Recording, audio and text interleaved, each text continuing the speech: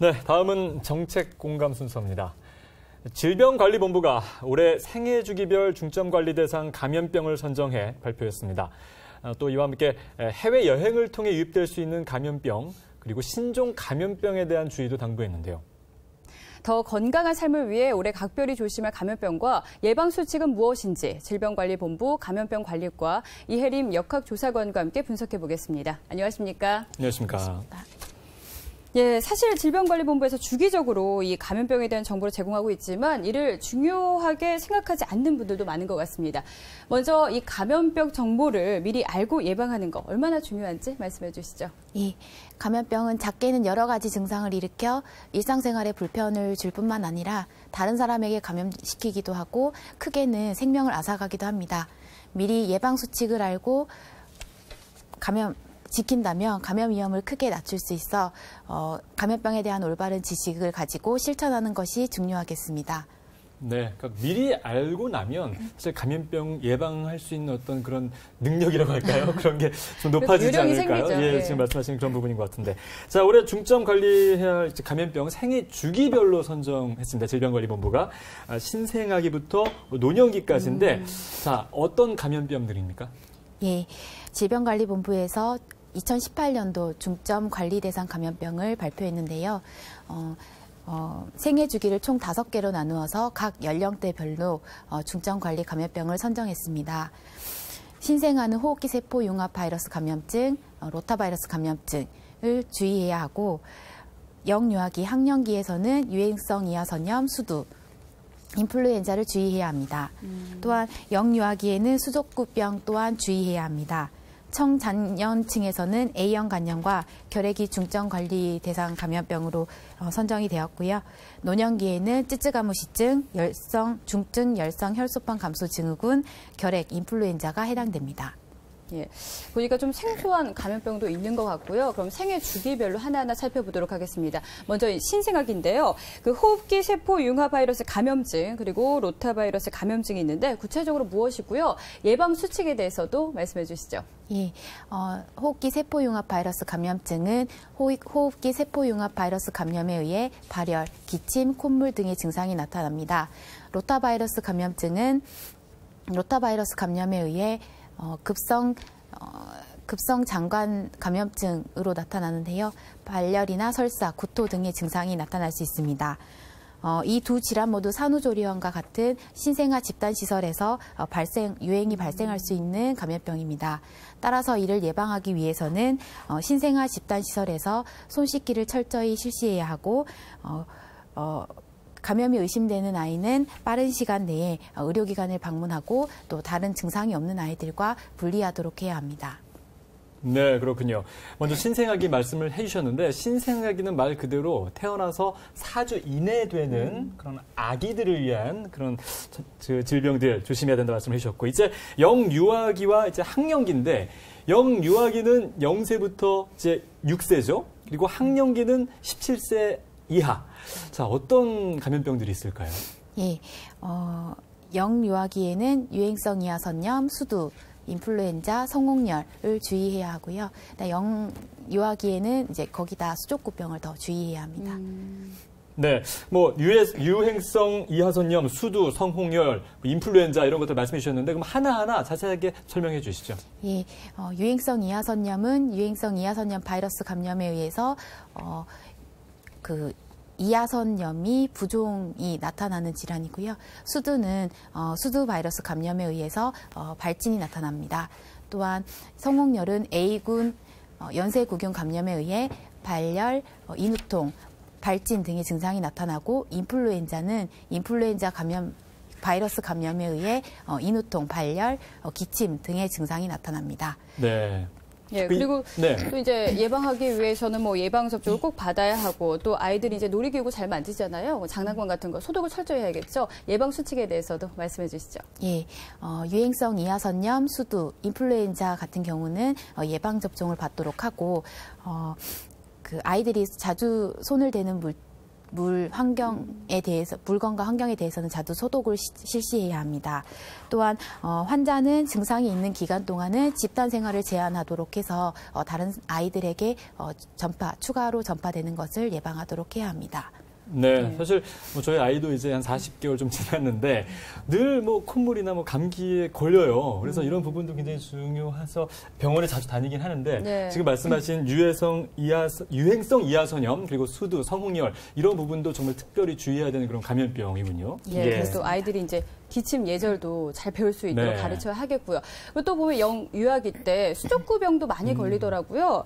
어떤 감염병인지 좀 상세하게 설명해 주시죠. 예, 수족구병은 5세 미만 아동에서 주로 발생하는 감염병인데요. 콕사키 바이러스나 엔테로 바이러스 감염에 의해 발열이 나타나거나 아니면 입안에 수포가 나타나고 물집이 생기고 손과 발에 그 물집인 수포성 발진이 나타나게 됩니다. 주로 5월부터 발생이 시작돼서 6월에 최대의 발생을 보이는데요.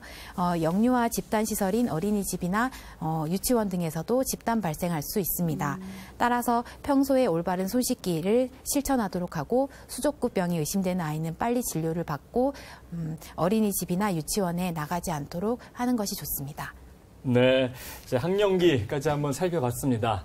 자, 그리고 이제 18세까지고 그 이후가 청장년기. 예. 노년기, 뭐 지금 영구하기 너무 많아서 네, 청장년기입니다. 이제 9세부터 64세. 사실 뭐 우리 대부분의 뭐 청소년들과 어른들이 주의해야 하는 병이라고 할 수 있는데 A형 간염과 또 한 가지 병이 결핵이죠. 이 부분에 대해서는 좀 집중적으로 관리를 해야 된다 이렇게 발표를 했는데 사실 결핵 같은 경우도 얼마 전에 서울의 어떤 그 노량진 주변에서도 좀 발견이 돼서 좀 걱정된다라는 그런 소식도 있었고요. 예. 자, 체계적으로 관리를 해야 되는 전염병이라고요. 예, A형 간염 같은 경우는 제1군 법정 감염병으로 이제 바이러스에 오염된 물이나 음식 섭취 또는 이제 A형 간염 환자와의 접촉을 통해서 감염이 되게 됩니다. 이 A형 간염은 수주간 증상이 지속될 수 있기 때문에 일상생활에 지장을 줄 수도 있고 심하게는 사망할 수 있는 질환입니다. 특히 우리나라 20에서 40대에 발생이 많은데요. 그래서 이 연령대에 주의가 필요합니다. 예, 물 끓여 마시기나 익힌 음식 섭취 같은 개인 위생 수칙 준수를 저희 당부를 하고 있습니다. 네. 저도 사실 이제 19세와 60세 사이니까 이 청장년기에 해당이 되거든요. 그럼 이제 결핵을 조심해야 되는데 예방법을 모릅니다. 이 예방 수칙 또 관리는 어떻게 해야 될까요? 그리고 결핵이 사실 우리 주변에서 옛날보단 찾기 힘든 그렇죠. 질병이라고 질병은 해서 아니죠, 사실 많은 분들이 그냥 소홀하게 생각할 수 있거든요. 내 이야기는 아닐 거다 이렇게 생각하는데 좀 예방과 관리법에 대해서 말씀해 주시죠. 예, 결핵 같은 경우는 평소 기침 예절을 철저하게 실시하는 것이 중요하고요. 2주 이상 기침이 지속될 경우에는 또는 결핵 환자와의 접촉을 했을 경우에는 결핵 검진을 받는 것이 중요합니다. 네, 결핵이 어떤 병인가요? 네, 결핵은 결핵균이 결핵균에 대해서 좀 자세히 설명해 주시죠. 예. 예, 결핵은 결핵균 감염에 의한 호흡기 질환인데요. 예, 잠복기가 길어서 잘 모를 수도 있겠네요. 그런 보니까 또 이 항결핵 약제 복용으로 대부분 완치가 가능하다고요? 예, 이게 정해진 스케줄대로 이제 의료진의 진료하에 철저하게 약을 복용하면은 완치 가능한 질환입니다. 네, 아까 기침 예절에 대해서 잠깐 말씀을 해주셨는데요. 좀 보여주시죠. 기침을 어떻게 잘 아시네요, 해야 되는지를 보여주시면 좀 더 이해가 편할 것 같아요. 예. 네, 보통 우리가 기침을 하게 되면 그냥 하거나 아니면 손으로 이렇게 막고 하게 됩니다. 네. 예, 저희가 이제 기침 예절을 준수하라고 할 때는 이렇게 말고 그 휴지 또는 옷소매 위쪽으로 입과 코를 가리고 기침을 하도록 이제 저희가 이야기하고 있습니다. 네. 제가 옛날에 이제 캐나다 갔을 때 6년 전인데 거기서는 대부분 이렇게 기침을 하더라고요. 그렇군요. 이런 기침 예절은 꼭 준수해야겠습니다. 예, 사실 그리고 이런 부분들은 아주 어렸을 때부터 배워야 교육이 되죠. 되지 않으면 습관적으로 이렇게 가게 되거든요. 그래서 아주 어렸을 때부터 이렇게 하는 게 좀 좋을 것 같습니다. 예. 자, 그리고 이제 65세 이상 노년기를 한번 살펴보도록 하겠습니다. 자, 쯔쯔가무시증, 중증 열성 혈소판 감소 증후군, 결핵, 그리고 인플루엔자. 이렇게 4가지 감염병에 대한 집중 관리가 필요하다고 하는데 쯔쯔가무시병하고 좀 이름이 깁니다. 중증 열성 혈소 감소판 증후군. 이 부분은 진드기에 의해서 발생하는 병이라고요. 자세히 설명해 주시죠. 예, 쯔쯔가무시증은 쯔쯔가무시균에 감염된 털 진드기의 유충이 있습니다. 그 유충에 사람이 물려서 감염되고요.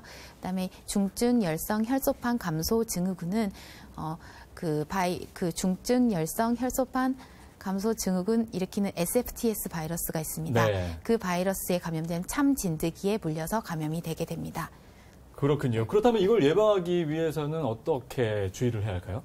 예, 진드기에 물리지 않는 것이 가장 좋은 예방법인데요. 네. 그러기 위해서는 농작업이나 야외 활동 시에 작업복을 착용해서 피부 노출을 최소화하고, 이제 야외 활동 후에는 옷은 세탁하고 이제 목욕을 깨끗이 해서 이제 진드기가 이제 남아 있지 않도록 하는 것이 중요하겠습니다. 네, 진드기가 참 작은 곤충이기 때문에 조심해야겠어요. 그렇죠. 긴 옷을 입어야 하겠는데요. 지금까지 이제 생애 주기별 감염병에 대해서 알아봤습니다.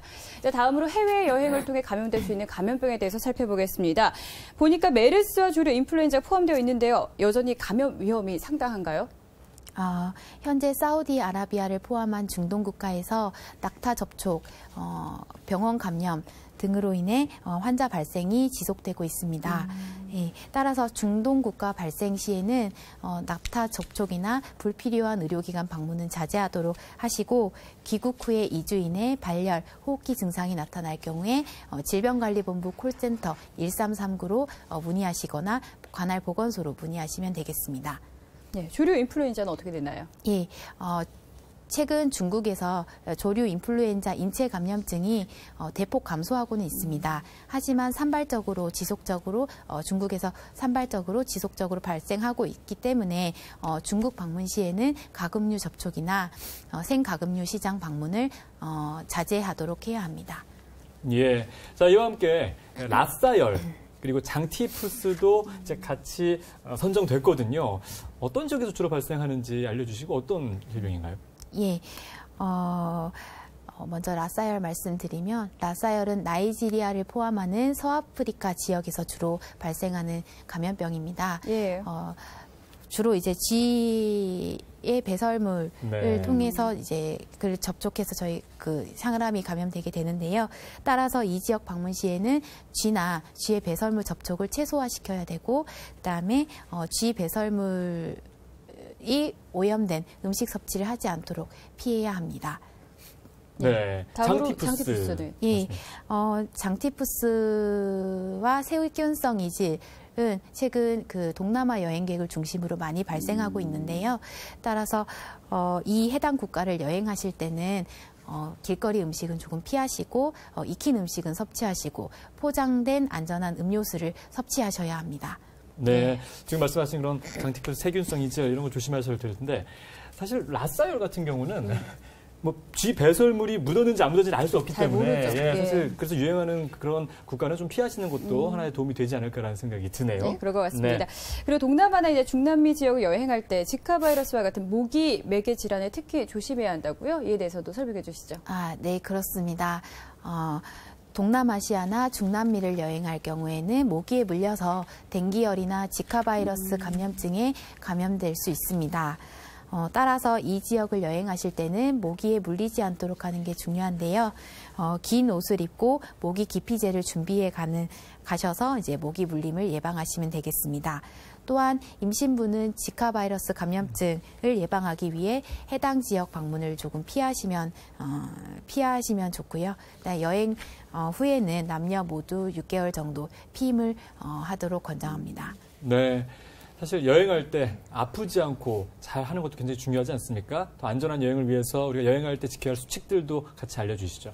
예, 여행 전, 여행 중, 여행 후로 나누어서 말씀드리겠습니다. 네. 우선 여행 전에는 질병관리본부 홈페이지를 통해서 방문 국가에 감염병 발생 정보를 확인해서 감염병에 맞는 준비를 하도록 하고요. 여행 중에는 개인 위생 을 철저하게 준수하고 불필요한 의료기관 방문이나 동물 접촉은 피하도록 합니다. 또한 모기나 진드기에 물리지 않도록 주의하도록 합니다. 이번엔 여행 후인데요. 여행 후에는 발열, 설사 등의 증상이 발생하면 질병관리본부 콜센터로 문의하시거나 아니면 그 의료기관 방문 시에 자신의 해외 여행력을 의료진에게 알리는 것이 중요하겠습니다. 예. 끝으로 감염병을 예방하기 위한 국민 행동 수칙은 무엇인지 알려주시죠. 예, 감염병 예방을 위한 5대 감염병 예방 국민 행동 수칙입니다. 첫째, 비누를 사용해서 흐르는 물에 30초 이상 올바른 손 씻기를 실천합니다. 둘째, 기침이나 재채기를 할 때는 손이 아닌 휴지나 옷소매 위쪽으로 입과 코를 가리고 합니다. 셋째, 음식은 충분한 온도에서 조리하고 물은 끓여 마십니다. 넷째, 접종 일정에 따라서 권고되는 예방접종을 받도록 합니다. 마지막으로 해외여행 전에는 질병관리본부 홈페이지에서 해외 감염병 발생 정보를 확인하고 여행지에서는 예방수칙을 준수하여 감염병을 예방하도록 합니다. 네. 지금까지 올해 주의해야 할 감염병과 또 예방법까지 하나씩 살펴봤습니다. 사실 국민행동 수칙만 잘 지켜도 감염병 예방에 큰 도움이 된다고 합니다. 조금 전에 말씀드린 5가지 수칙들 꼭 기억하시길 바랍니다. 지금까지 질병관리본부 감염병관리과 이혜림 역학조사관과 함께했습니다. 오늘 말씀 고맙습니다. 감사합니다.